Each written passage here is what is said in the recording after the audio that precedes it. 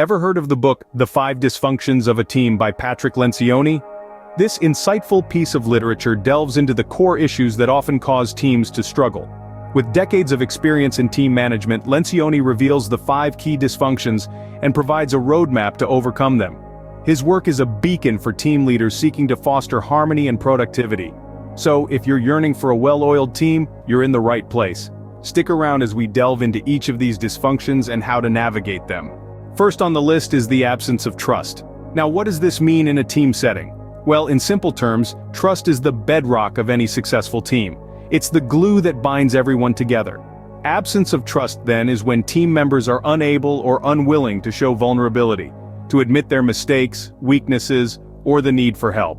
Imagine a football team where the quarterback doesn't trust his receivers to catch his passes. He ends up holding on to the ball too long, risking a sack, or making poor throws.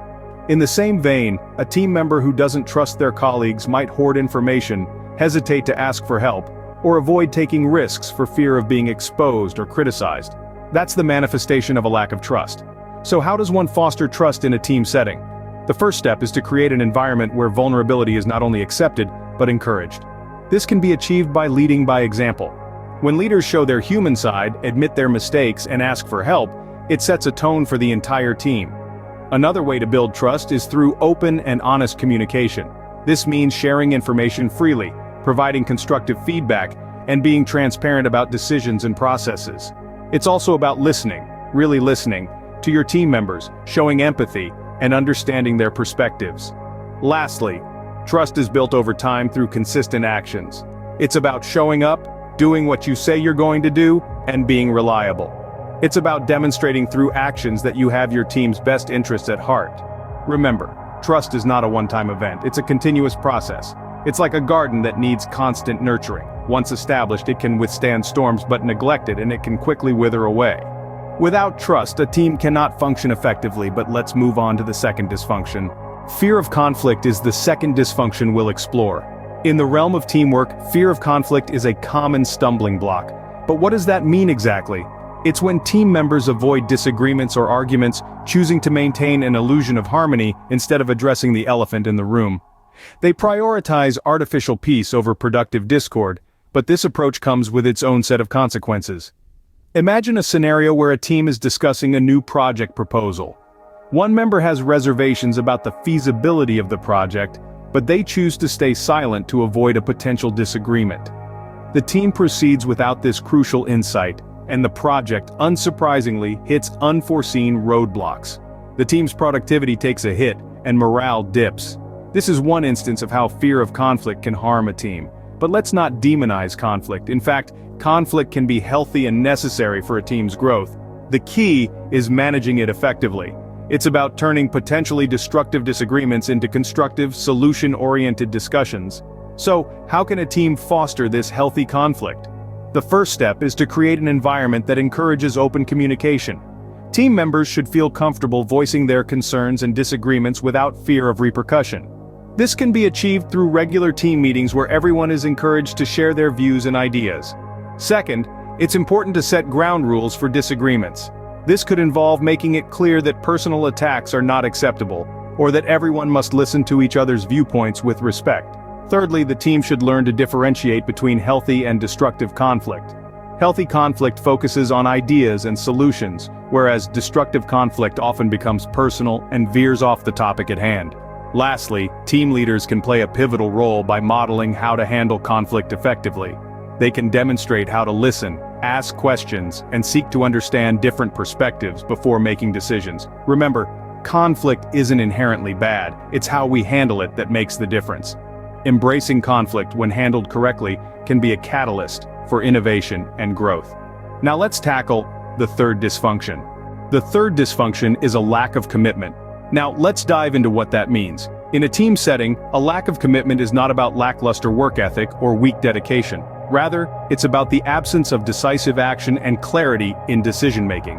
When team members are not fully committed to a course of action, it creates room for ambiguity, hesitation, and second-guessing, which can slow down progress and dampen morale.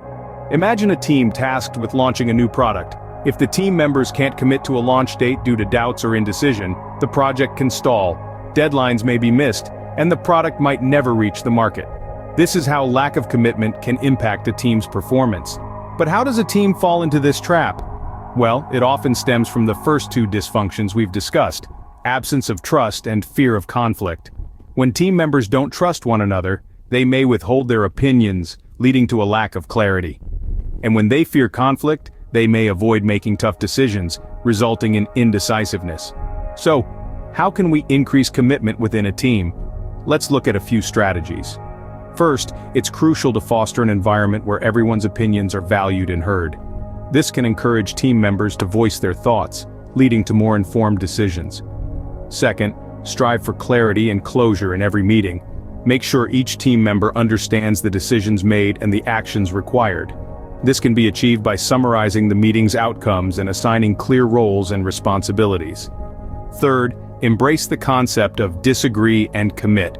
This principle suggests that even if team members disagree with a decision, once it's made, everyone commits to it and moves forward. This can help eliminate second-guessing and encourage decisive action. Remember, commitment doesn't mean everyone agrees with every decision. It means that once a decision is made, everyone commits to making it work. With commitment, a team can achieve its goals. But there's more: the fourth dysfunction. The fourth dysfunction is avoidance of accountability. When a team falls into the trap of avoiding accountability, it's like a ship without a compass. Everyone is doing their own thing, with no one taking responsibility for steering the team towards its goals. Avoidance of accountability manifests in various ways, ranging from missed deadlines to poor quality work, and it can severely hamper a team's progress. Imagine a basketball team where no one holds themselves responsible for their performance. Players miss practice sessions, fail to follow the coach's game plan, or refuse to work on their weaknesses. Over time, the team's performance dips and they start losing games. It's not because they lack talent or resources, but because they lack accountability. In a business setting, this can look like team members consistently missing deadlines, delivering subpar work, or not meeting their targets. The result is a decline in the overall productivity and efficiency of the team, leading to missed opportunities and potential business losses. So, how do we encourage accountability in a team setting? Well, it starts with clear communication. Team members need to understand their roles, responsibilities, and the expectations placed on them.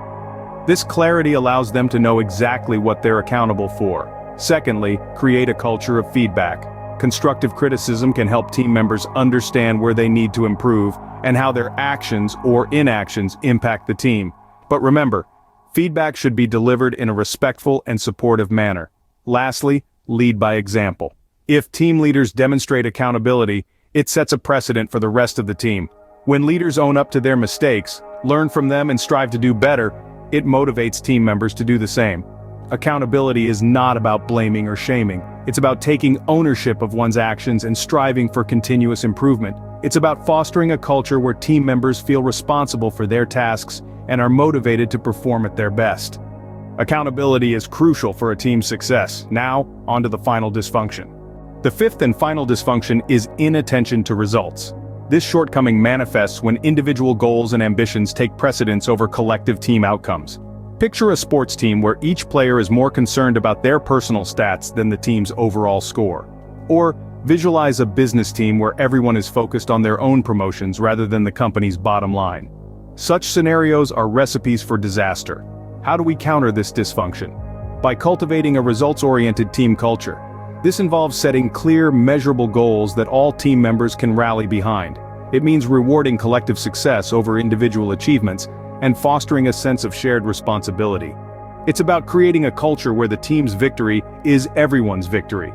Remember, in a high-performing team, personal agendas take a back seat to team results. The goal is to succeed as a unit, not as a collection of individuals. A focus on results drives a team towards success. So, we've covered the 5 dysfunctions of a team. Delving into each dysfunction, we've unearthed the absence of trust, fear of conflict, lack of commitment, avoidance of accountability, and inattention to results. We've also explored ways to tackle these issues head-on. Building trust, embracing healthy conflict, fostering commitment, encouraging accountability, and maintaining a results-oriented focus are the keys to overcoming these dysfunctions. By understanding and addressing these dysfunctions, you can lead your team towards achieving its full potential.